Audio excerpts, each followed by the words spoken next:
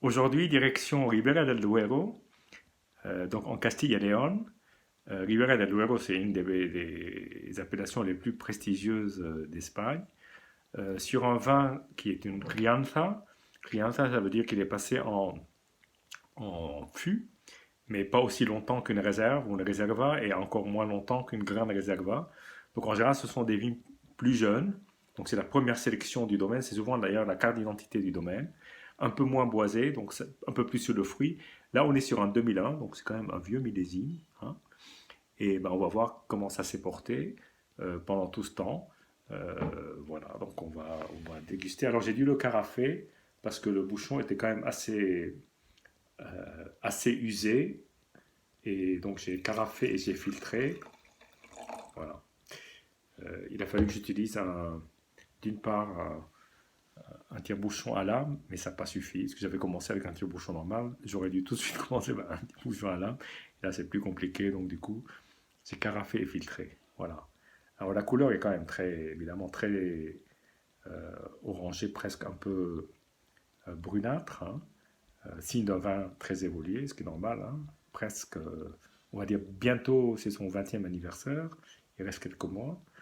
Et voilà, une couleur encore un peu de rouge, mais pas plus beaucoup. Donc on est là vraiment face à un vin très évolué. Alors on est... Donc ça c'est essentiellement du Tempranillo, qui est le cépage roi en Castille.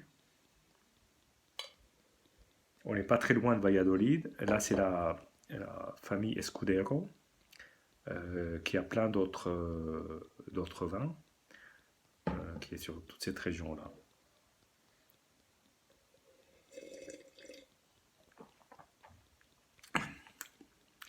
Je fais tout en même temps, je sens, je goûte comme ça. Je fais une synthèse. Alors, un nez agréable. De, là, on sent qu'il est quand même passé par le bois. Il y a un côté fumé, côté tabac, euh, côté épicé aussi, plutôt du thym, poivré, très poivré d'ailleurs, très très très très poivré.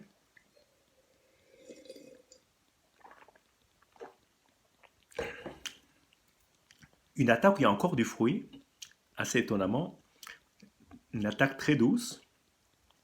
Il y a encore du tanin, pas totalement fondu intégré, et à mon avis, vu qu'il a 19 ans ou 20 ans, ce tanin ne va peut-être jamais se fondre, mais il y a encore de la vigueur, il y a encore du fruit, il y a encore du vin. Il y a encore du vin, et c'est le plus important. Et c'est très typique de la sensation qu'on peut avoir avec certains Tempranillo, que ce soit de La Rioja ou Ribera del Duero. Là, à l'aveugle, j'aurais pas pu dire que c'est Ribera del Duero, mais c'est plutôt un vin assez noble sur certains côtés et, et bien caractérisé, bien gourmand en bouche, avec une assez belle matière. Bon, un peu court en fin de bouche, mais on ne va pas trop demander à un vin qui a probablement pas des ambitions énormes. Euh, un- une bonne surprise pour un vin vieux qui porte encore très bien son âge et qui, je pense, est arrivé à un plateau et qui évoluera plus, mais il peut encore tenir peut-être quelques années de plus. Voilà. Bonne santé surtout, et puis à très bientôt.